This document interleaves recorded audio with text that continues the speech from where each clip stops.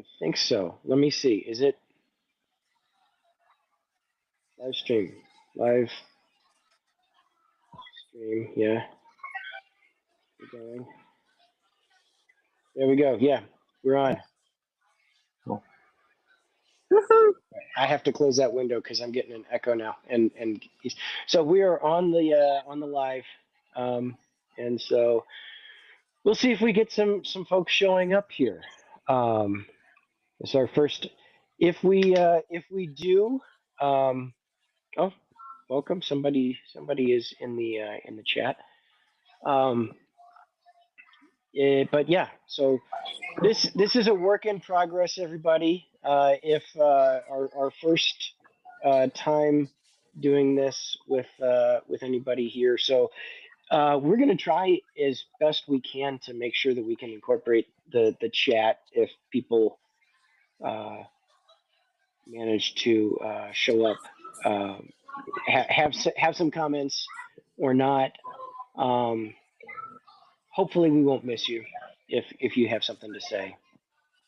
But anyway, welcome to the Striving Novelist Support Group. This is weekly our weekly group for a couple of us who have been just kind of talking through our weekly writing struggles. This is what we've kind of go through every week, and we'll usually have like a topic that we discuss that, you know, something that's been bothering us or something that we'd like everybody's input on, and we talk about what we've done this past week and what we're hoping to do the next week. So you can see our previous recording from last week.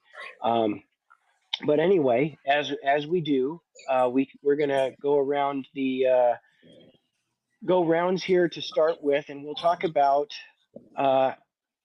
this past week. What did we do on our writing? So, who wanted to go first?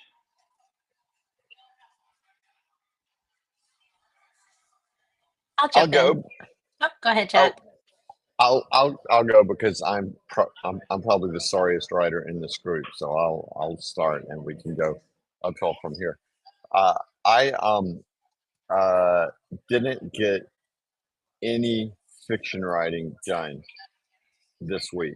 I do have a personal project that is very important to me, and I want the composition to be good and the structure to work right. And so I am thinking through some of the writing things. And I also did a live stream with my son that was an hour and a half discussion about structure and also Flannery O'Connor. And it was a fantastic discussion. And I feel like these kind of things help us write. Talking about writing help us write. And so, in other words, no fiction writing. If this is Striving Novelist, I barely even strove. And that's where I am.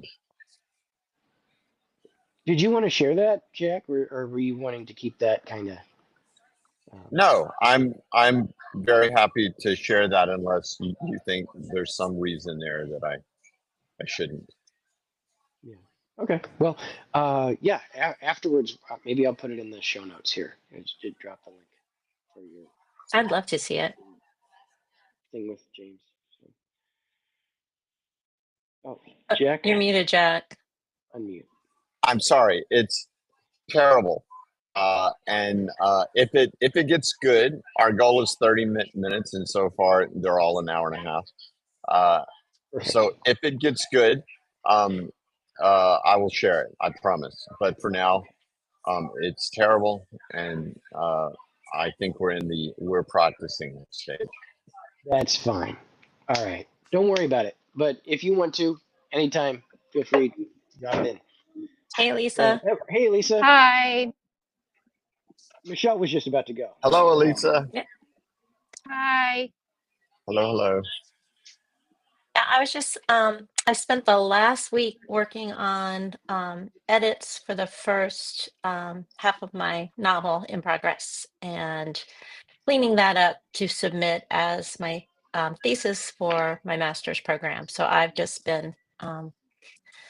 pretty much plugging away at that and nothing else. But it's very productive time for both the novel and the thesis. So I'm happy with it. Hooray! That's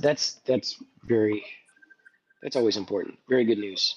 Um, the thesis thing is great doing the thesis projects. They're kind of like double duty. You get to kind of learn as you're working.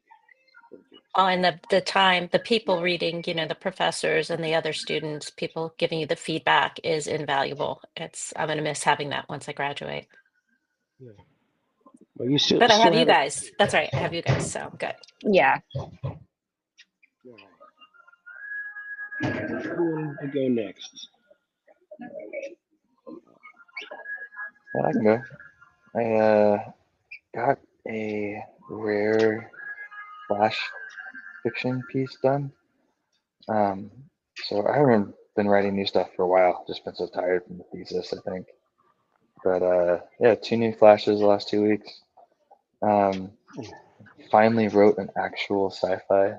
I thought all my stuff was sci-fi and fantasy, and realized none of it was once I started trying to find magazines to send it to. Oh, yeah, Um, yours is usually a little bit more fantastical than science fiction, I yeah, guess. that's exactly what I realized. So, but the nice thing about like the sci-fi magazines is they respond so quickly. Like I got 2 rejections in two, I guess 4 days for that sci-fi piece, which is nice to like actually hear back so fast. Um, but that took me up to. So what I was trying to figure out with my wife this weekend was how to celebrate because that was it's rejection number 99, but answer Cool. number 100. So I was like, should we celebrate rejections or should we celebrate like answers? Like I don't know. Both. Both. I I would celebrate getting the work done and Hmm. just kind of keeping at it. It's so many people just kind of don't put themselves out there like that. So you should celebrate that every time you submit, every time you get a rejection, and absolutely every time you get an acceptance, which is, I think, around the corner for you for sure. You're fast. Right. Elisa, did you have a good Yeah, week? sorry I was late. Well, as you guys know, I was out since Thursday. Over the weekend, I went to my daughter's dance competition, Houston, and I didn't get much. I wanted to get some work done, but I didn't have the headspace for it. But I did. I had, I think, half of the last chapter and then the epilogue missing from my manuscript, and I did finish that. And I wanted to share. Remember, we were talking about that I was going to look for overused words in the manuscript. I started doing them this morning, and there is a tool in Scrivener, just so you know, that counts. Like it checks your whole project, and it gives Uh-huh. you a list of your of overused words, and you can, and from like how many times you use it, like all the words that you use several times, and it gives you a list. And I started like with the first one. I did like an hour with the first overused word, which surprisingly was back. Back was my most used word in the whole manuscript, and now that so I did a control find, and I'm going like over each chapter, and it's surprising how much you don't even realize that you're using something until you see it highlighted and you understand how much it's unnecessary in most cases. But I've also had to looking back. How can I say looking back? How can I say step back? How can I, and just trying to reword, just cut it. It's been an interesting process. That's what I've been working on today since I got back. And the other thing that I did last week is I had one of my daughter's friends as a beta reader. I sent her the full manuscript, and I was surprised because she's a really avid reader, and I think she finished it in about a day and a half, and all of her feedback was very positive. So, and at the same time, it's hard to believe. I don't know if you've ever been in that situation where someone says like, I love it, I would like, would you change it? And she gave me a lot of pointers but in small details, like in the overall, she said, it's great, I loved it. She fell in love with Roy. She even did fan art. She did like a painting and she sent it to me. And so, but it's just, at the same time, you tell yourself maybe it's because she knows me and that's why she's, I don't know. Anyway, that was my week. Well, that sounds great, Elisa. And actually, it's a great tip. That Scrivener has that. Because I Mhm. wasn't. We were talking last week. We didn't know who would do that, but that's great. So Scrivener has a. Is it like a word cloud, or is it just like a list of It gives, overused words? I guess. you go to project, let me tell you, project, and then you it's statistics, and then it gives you like, it's just the words and how many times you used it, and Okay. you can have it like sorted from least to most, or I did always most to least. And the thing is that like, obviously it has D, I, to, and A, my, you, but those I like disregarded because that's, you can't avoid them. And then the other thing that was super interesting is how many times the uh, proper names come up. Like Roy was number one, and then John, and then Tina, and then Maddie, and so on and so forth. And but I started with, Interesting. and yeah, like the first ones were super obvious, so I disregard like her, but it, we, on, this, that. Well, those you can't do much about. But then back, I used it 276 times. So I started looking at Interesting. each one of them. You could And use the names to check kind of your character representation, I yeah, guess, a little yeah, yeah, bit. yeah, exactly. So I'm sure there are more tools. I just Googled like, does Scrivener have a way to check word count? Like not to check overused words, and like it was, Yeah. I was directed to that. Just click here, and it was super easy to use. It doesn't show it to you in the manuscript, like all of the words. But I what I did was I typed down the ones that I wanted to check, and so I made my own list, and then I'm going to go each one and trying to come up with more interesting ways of saying things without repeating myself. So that's kind of the objective of this round of revisions for myself. Nice. All right. Well, I my week was taken up with pestilence. We had sick kids, sick wife, sick. They got me finally in the end. I was trying to avoid it, um, but also besides that was kind of editing and working on the podcast. But um, so I had intended last week to try and actually do some submitting. I actually made an. I take it back. I did make some tiny edits to that one story uh, with the Rocket Boy thing that I was before, and so I'm gonna try and find some places to submit that. So I did actually make some tiny edits there, just in like the end and stuff. I think that's ready to go.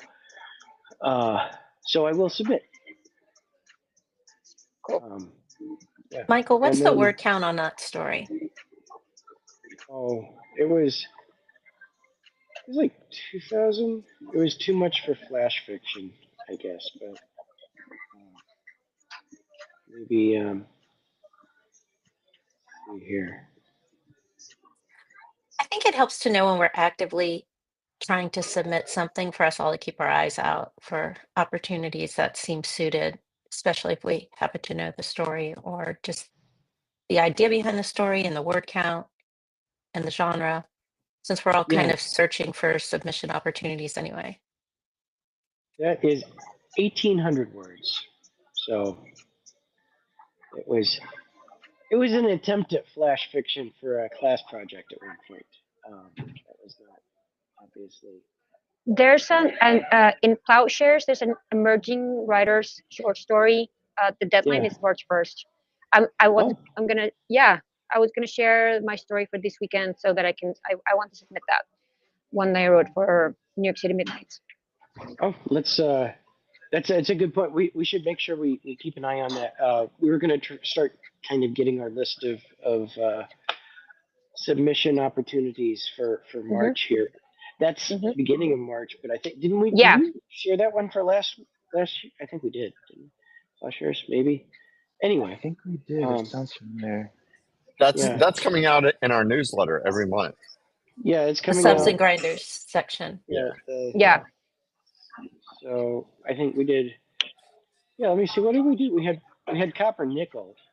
I master's review. I don't see as far as like hoity-toity fictiony places. And just to note, our newsletter happens to be available at storystreetwriters.com. I'm just noting. Yeah. Good plug. So yeah. All right. So that seems like it was a pretty good week around for people. Did we want to? What do we want to talk about for a topic this week? We had discussed music last week. We have Jack doing the Starbucks rounds.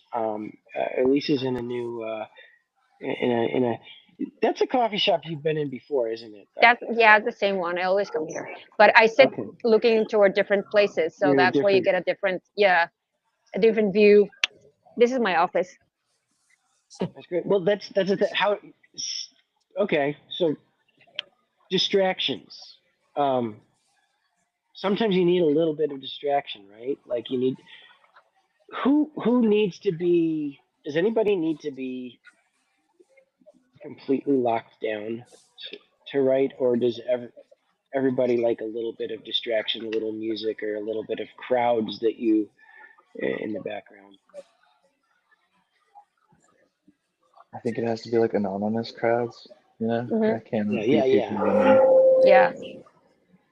Yeah. We know. I have to have music or something, like I can't be in complete silence. It's but I never could. Even when I was in college, I would go to the like TV room in my house, and everyone in my family would be around, and I could concentrate better when there was some sort of noise in the background. Like I can't be by myself and just my thoughts.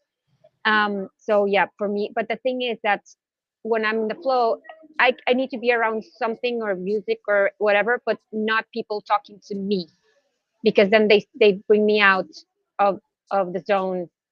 So I try to be with anonymous people that are not going to come in, because my kids just come into my room and say like, "Hi, mom," and that's enough for me to go like a half an hour of just having to go back to the space where I was, or to the headspace. So yeah, I need a combination of both. Not complete silence, but I do need, but not people addressing me directly. Yeah. I did a writing retreat, and it was really, really, really quiet, and I didn't get as much done as I had hoped. Like I thought it was going to be ideal. I could sit in my own little writing room and just meet with people for lunch and dinner, but it was too quiet, too isolated. Did you have music, Michelle? I do. I mean, I Did play. you have It has headphones? to be instrumental music, and that does help. I can't listen to music with words because then I start singing and sometimes dancing, and they're all associated with memories, and your mind kind of spirals. But any kind of instrumental music works for me, classical or jazz. Anybody else do like the lo-fi beats, lo-fi girl? I found something. I used to do that in doing the program when I was having to read really dense stuff. I remember when I was taking a class about the pandemics in the world, and like in Rome and ancient Greece and stuff, and all of the readings were super super intense, like very dense, and I needed to concentrate. So I would use those, and I found them in YouTube, and I would put something in the back that just very, and if I remember that, it takes me back a couple of years to that moment when I was doing that. I found that I really like listening to those compilation of albums or actual like a music playlist. I just kind of have to put on the YouTube channel or the background like the just a regular playlist. I tend to prefer having my own music in general, like not like the the subscription radios that we were all using now with Spotify, but like the idea that we're like, I want these, this album or these songs or these are my music. I have my still my iPods, but that for whatever reason, I don't know, just kind of maybe it's because it's not something that's familiar that I'm not paying attention to. Um, um, Alex, you're I've got muted. I've got a Miles Davis loop, I guess, a playlist that used to be uh, um, 5 hours long. Like when I made it, it was a little over 5 hours long, and there's no singing in it, but there's some of them were live, and there was a bit of talking in it, and that distracted me. And I sort of made a rule because I can be distracted for like 30 seconds, and then I can jump right back into my flow. If I'm distracted for much longer than that, it takes me 30 minutes to get back into it. But uh, I um I my rule was every time something distracted me, I would just delete it from the playlist and keep writing. And now my playlist is about 4 hours long, and it's very effective. I have to be sure to get the volume right because uh, if there's a song I particularly like, I have to delete it. If there's some talking in the song, I have to delete it. If it's too discordant, I have to delete it. And those things have kind of biased me towards certain albums, and that's fine. And that's what I do if I'm trying to be distraction free. If I'm not in a Starbucks or wherever, I'm listening to Miles.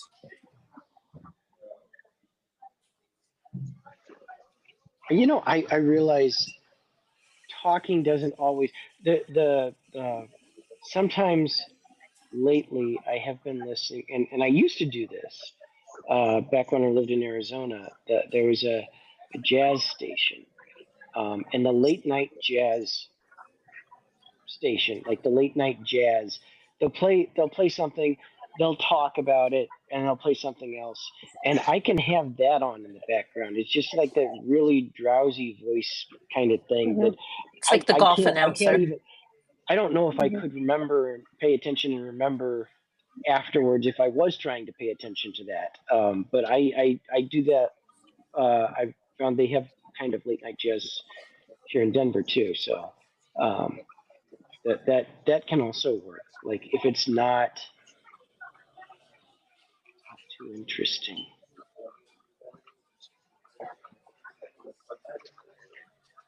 I found The the earphones are very helpful too.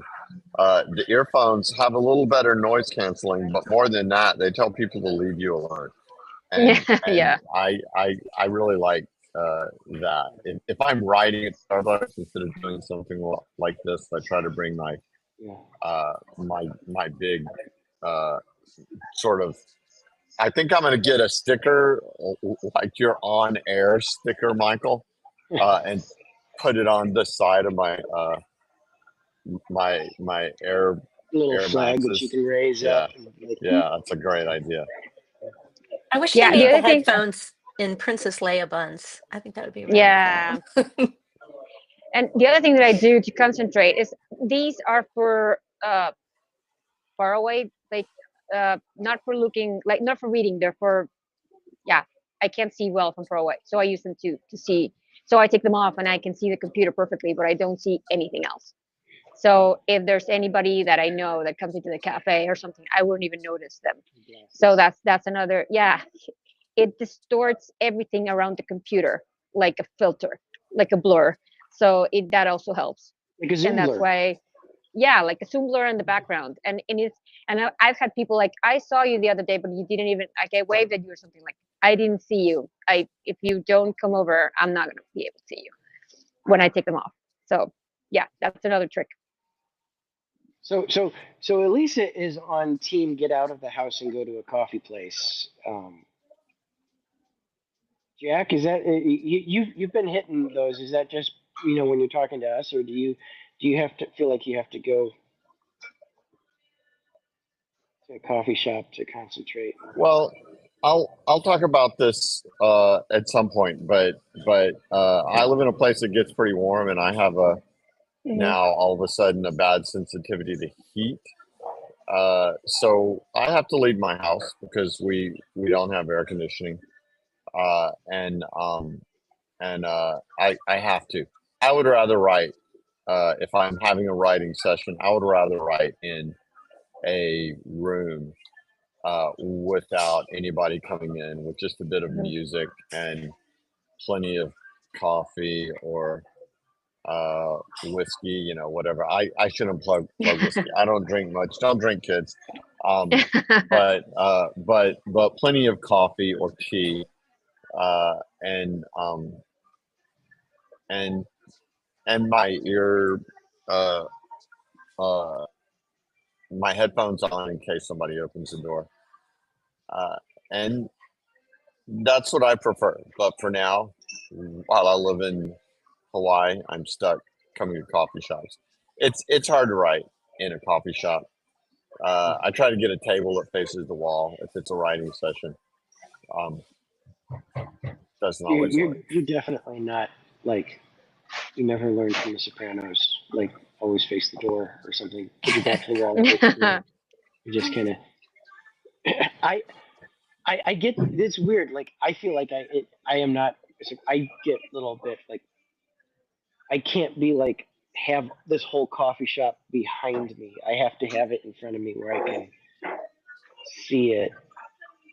That's interesting. But I used to. So I think it depends. Whenever I used to be like always busy, always in my office, and always stressed out at my job because I kind of had a home office. And we had like stress, several little youngsters running around. That just getting out and getting to a coffee shop was how I could find the space mentally to write. But then more lately, I've been just like I'll just write at the kitchen table, like I'll just find some time, find a place. It doesn't really matter. I can write in my office if I have an office, and where I can. It's I found myself being very productive during school whenever I was like, I'm just going to write 5 minutes at a time wherever I am, or I'll just have this open and I'll just noodle on it while my family might be doing something, or usually my kids are at school during the day, but it's anyway. That's And another super important question about distractions is, realistically, we're gonna have distractions. So when you're in a writing session and you do have a distraction, how do you get back into it? Like, how do you jump back into it right away? And I realize some people don't have a problem with this, but I have a massive problem with this, and I'm looking for pointers. It takes me a while. It's not easy for me. That's why I avoid, like, if I know that I'm going to go into writing, I try not to be around distractions. But I think that for me, the main distraction is my phone. So I need to just ignore it and put it sometimes away, like far away from where I am, or just put it in my backpack in the coffee shop. One thing that I also come here for is because I sit cross-legged when I write. I don't know if anyone has. I always sit cross-legged when I write, and the chair in my desk in my room has armrests, so it doesn't allow me to do that. So I think that's also I need to change my chair. That's something that the first thing. And the internet doesn't work as well in my room, and since I'm a bilingual writer, I have to have Google Translate always and thesaurus, because sometimes I remember the word in Spanish and I don't know how to say it. In that moment I blank out, and so I have to have thesaurus and Google Translate with me all the time. That's But like an opposite as problem that most people have with the internet real, being a problem versus you, it's required. yeah, I have it's I think that yeah, I being a bilingual writer is has its challenges, and also because some things sound so natural to me and they make no sense when I write them in English, because even though I do have, I think, a very wide vocabulary, and I read a lot and stuff, but there's still my Spanish still gets in the way. But for your question, Jack, going back, I think that it's just a question of, I think, deadlines, like having a set goal of your writing goal of what you want to do that day, because then it helps you like go back in, like I don't have enough time. And for example, for me, when I exercise in the morning, and when I used to have to take my kids to school at 7 a.m., I would invariably wake up and start at 6. But now that I don't have to take them anymore because my daughter drives, then I start much later because there's not a pressing issue. So I think that you need to put yourself a pressing issue so that you have to go back to finish what you're doing.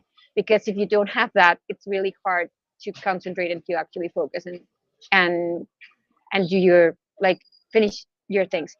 For me, for example, the pressing issue now is that I have to finish this before I go back to writing the other project, and I'm waiting um, on news on the other revisions.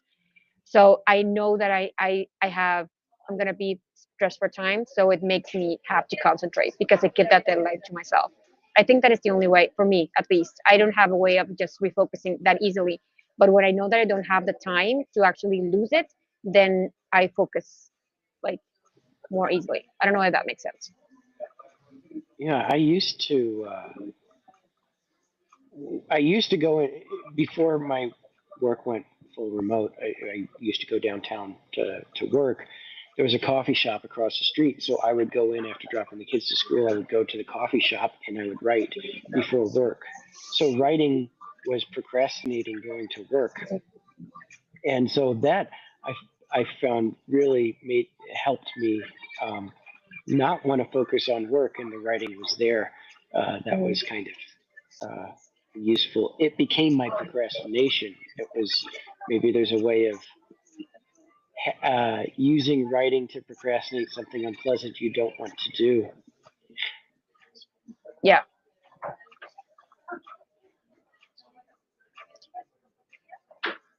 The other motivation that I have is that this coffee shop only has like light sockets in the corners. So I have to be here really early to be able to get one of the tables that has power.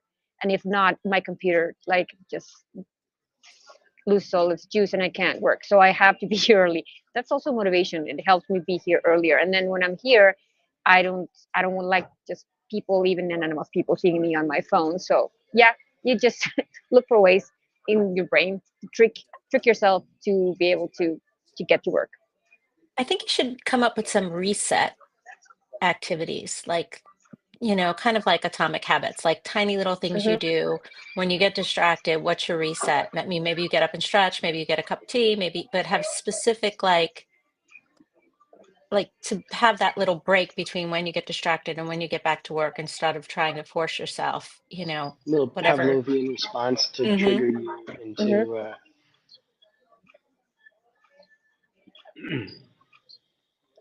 Does anybody have experience with training dogs with bells or anything?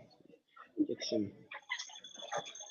I have No, a I bad I'm think sure puppy right there's it's some now. somebody's made some. We should look and see if there's somebody's made some kind of tips on like because I will say having this is something that James was doing and I did it too. Was only having caffeine Hmm. when I'm writing was something. It was like that one's something of a Pavlovian thing. It's kind of a little bit of it trains your body to feel like it's being rewarded for just writing, not for finishing writing. Because otherwise, you give you cookie after you write, then Hmm. you're anticipating finishing rather than enjoying and being like trained to like being in this zone. I was working with a student who's applying to a master's degree, and we were both like super chatty. So we would talk for like an hour and then get to work. So that would make the work longer. So it came to a point where we would put alarms. Like, we're gonna talk until the alarm goes off, and then we're gonna get to work. And then we'll give ourselves a break and put another alarm, a 5-minute alarm or something, and just like chat away and gossip or whatever, and then go back to work. Like, just something that actually brings you out of like I need. Or again, just let's say, if we when we finish this draft, then we can talk about our weekend or whatever. So that also helps, having like giving yourself rewards or even just cues like an alarm. Like the Pomodoro method also helps, but if it brings me out every 25 minutes when I'm in the zone, I don't like that. So, but whenever I step out of it by myself, I try to just time myself in the break so that I have to go back to work. Scrivener gives like a countdown to your daily goal if your daily goal is a word count. Yeah. I find, honestly, I find that, like, for me, I'm not saying for everyone, but for me, I find that to be like a ridiculous idea.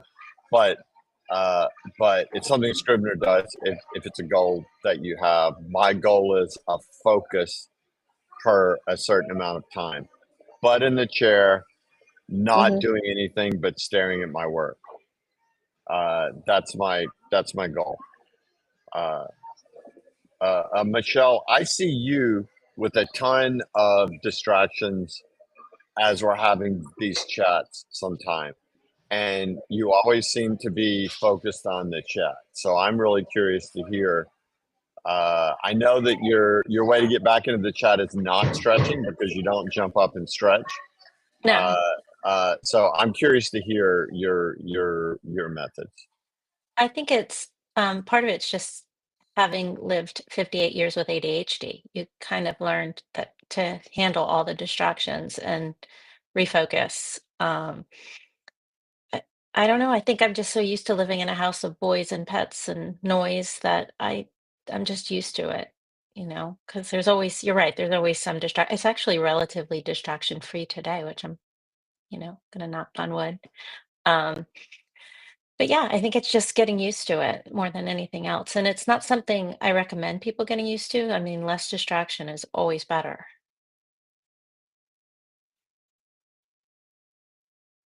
Alex seems to have the opposite problem. Like, I never hear any distractions on his end, but I'm sure he has some. Yeah, that's kind of a problem. That's why my head is mostly elevating music also. And I probably should get some more distractions, maybe even more inspiring. But I do have a tree in front of my office, and the distractions are usually like the specific squirrel that comes and sits in this branch that doesn't have leaves, and so it just kind of suns itself, and that's super distracting because I stop whatever I'm doing and just have to watch for a bit. I mean, it's an event. That's your whole day wrapped around that right there. It really That is. squirrel has the same problem with you. That squirrel is like, dude, I just come to this branch to try and chill and sit in the sun. And there's this guy who's always there staring at me, and it gets under my skin and I can't focus, and it just ruins everything. And it is like, I can see how it'd be a disconcerting stare for the squirrel because it's just full eye contact, you know, from behind the curtain. It's not good. There was an app that I think they actually have YouTube channels now, which would just do coffee shop noise or something like that, so that you could, if you're not able to go to a coffee shop, it'll just play the noise of like background conversations you couldn't make out, and just kind of that buzz. Um, That made me just think of something though. Remember, my friend Tracy Lynch has this thing. It used to be every Saturday afternoon. Now it's like 6 a.m. once a week. And it's the collective, like we were doing for a while on Story Street, where you just log into Zoom and you can keep your camera on or off, but everybody's just kind of writing together. And there's something about like that's almost the perfect amount of distraction. Because I even like sometimes having my camera on and seeing other people focused. Um, but either way, it's like I don't know, it's an energy and it's this subtle distraction. And then yeah, it's just like that motivation to keep working because other people are. You feel part of a community. I'm wondering if we should try to do that again, but maybe be more consistent about it because it really does help. Oh, that's a good idea too. Like other people writing, kind of. I don't know. There's that like you're following what is going on, and your body, your mind just wants to fit, right? Yeah, It's, and I mean, it's adaptable. Like if you don't want to talk with people, you just never talk when somebody says something like when you're coming into the room or leaving the room. And I know that we had a rule in ours that that's the only time you could talk when you're coming into the room or when you're leaving, like a hello, nice to see you, let's get to work, or I'm getting to work, and then a goodbye, I'm done for today. Uh, and if you don't want to hear that, you can just mute it and look up when you want to look up and see people. And if you don't want to see people, you can just turn off your camera and hear what people have to say. It's adaptable to you, the individual member in the room. And I agree. I think it was actually helpful for me, and I would love to start doing that as well. You know, I just thought about something. I would sometimes not go into the room because what happens is that it changes the audio on the music that I hear, and it changes the frequency. It does something with the music, so it would be distracting to me. But I can use my phone to put the Zoom link, like the room, and then it would I wouldn't be able to use my phone while I'm writing. So it would be a double like method. I just thought about it, and yeah, I think that because for me, even though I'm surrounded by distractions, this cafe is next to one of the like there's a I don't know like, it's an avenue here and the cars are passing by like all the time and I don't even see them or the people or whatever, but my phone is the worst thing ever. When I write at home I put it in the bathroom and then my husband gets mad because he calls me and I don't answer, and it's like I'm writing, and yeah, anyway, the thing is that but for me if there was something that actually like prohibits me to take my phone because I have to see you guys there, that would be perfect. Double the efficiency. and it's nice to have the chat feature if you want to say like, hey Alex, what was the name of that book you told me such and such was in? Or it's Hmm. kind of nice. And I like the, not to sound woo woo, but that there is an energy when everybody's creating together. Yeah, and for me, actually, like and that's why I log on every Monday because I like to discuss what I'm doing and to see you guys, even though we're so very far apart. I mean, Jack is in Alaska, I'm in Hawaii, and I'm in Mexico, and so it's like opposite sides of the world, but still like being able to connect with you guys because I don't know if this happens to you, but I have nobody else who understands what I'm doing. I don't think most of my friends have like the least idea of what I do with my time or why I come to a cafe to write. I tell them that I'm writing, but they have no idea what that means or that entails. So yeah, I like connecting with people who speak my same language, and I have nobody here that does that. You And I'm not one. speaking. I'm not talking about them speaking English, but yeah. It's kind of a challenge too to like that group, because as our group we have our community and we know each other's work. And I look up, and I'm going to plug Michelle here because I just read some of Michelle's work. I look up and I see Michelle there, and I think, God, Michelle's work is so good, and she's working right now. I've got to work to earn the right to be in the same writing group with her, because I'm worried that she's going to publish this book and then she's going to just leave our group because I suck. Never, So never, I've Jack. I've got to I've got to work. It's a challenge, and I'm not kidding. I'm kind of making light of it, but it's a real thing. I feel like when I see any of my close writers writing, that it's more important that I write. I'm the kind of jackass who makes even like writing, a competitive sport. And I think we're more like a but football it's team. different. I think we're more like a football team. Like if one person is training harder, it's going to affect the whole team if you don't. If Yeah. there's that discrepancy between, we're just going to lift each other up and all succeed more if we're all putting in the same time. And thank you for your kind words, Jack. But I've read your writing and everybody else's, and it's all fantastic. And I would never leave because I get so much out of all of this, whether it's Story Street or our writing group or just the friendships. It's great. Yeah, same. And that's one of the things that I hate about my daughter being a dancer is that it's individual and competitive between like her friends. Even when they dance together, they're always like competing for the main spot and the one whatever. I don't like it. I always play team sports.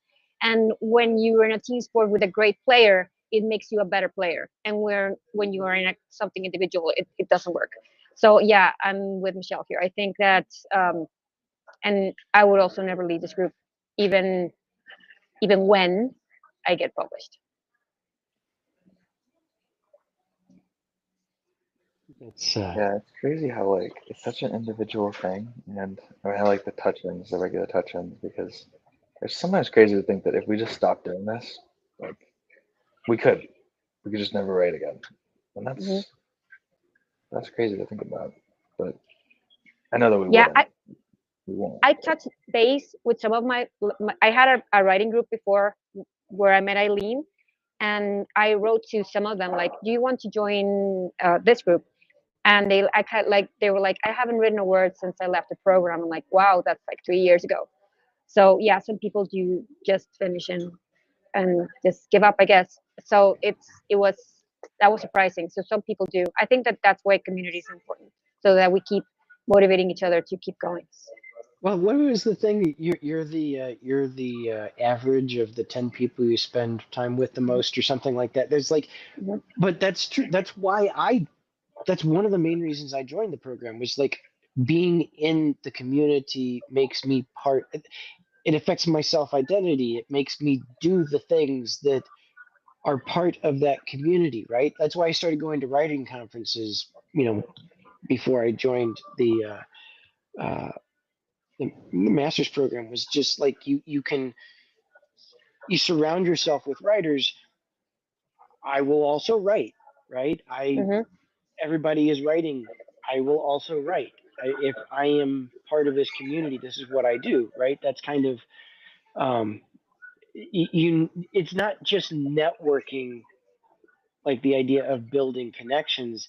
It's building out in yourself, in your brain, right? Like building your identity by associating yourself with I mean, it's how friendships work, and it's how, it's not, is maybe technically but it's not to belittle it, or make it too technical, but that's just really it helps you be who you want to be by being around people you want to be. Everybody chasing something. Same thing. um Anyway, that's an awful lot of, we kind of went the gamut here. I know we talked about a little bit of distractions and focusing, I guess, was kind of the theme here. How we do that. Do we want to start going around what we're going to do? Speaking of focusing, Jack's pointing out that we have probably like 10 minutes left. We want to go ahead and talk about next week. What's our goals? What's our plans? Aspirations? Perspirations?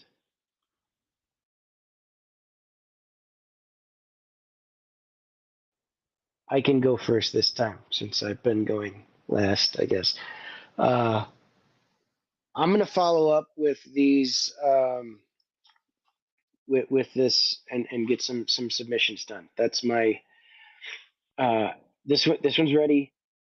I have I have those lists of places that Michelle has so kindly um, provided to submit to. So I'm going to go ahead and get this. This is not my usual thing, so it's not neither the submitting nor the story. So it'd be a little bit different places that I might submit this to anyway. So yeah, that's my goal for this week.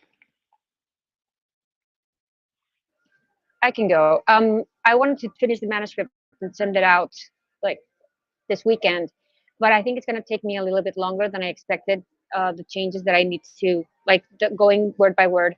I'm not going to do all of them. I'm going to do some of them, the overused words, but it's going to take a while because I have to think over what I have to write.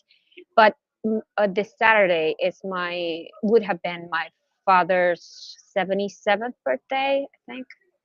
And I'm big on, I don't know if you're the same, but I'm big on numbers and symbols and dates.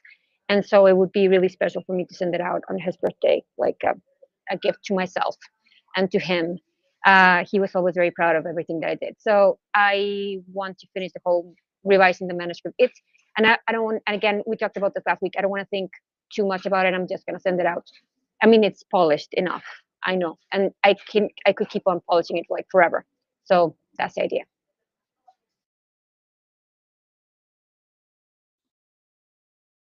That's awesome. That's big.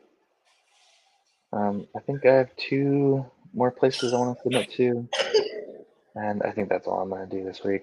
I'm kind of taking it nice and light and easy. Alex, tell us for real, are you hoping to get a rejection this week? And maybe tell us why you might be hoping to get a rejection this week. I would like to get a rejection this week so that I can get my 100th rejection.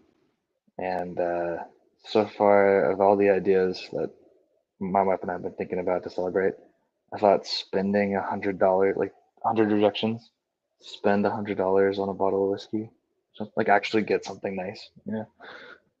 So I don't know. That might be what we do. But yeah, I hope it comes this week.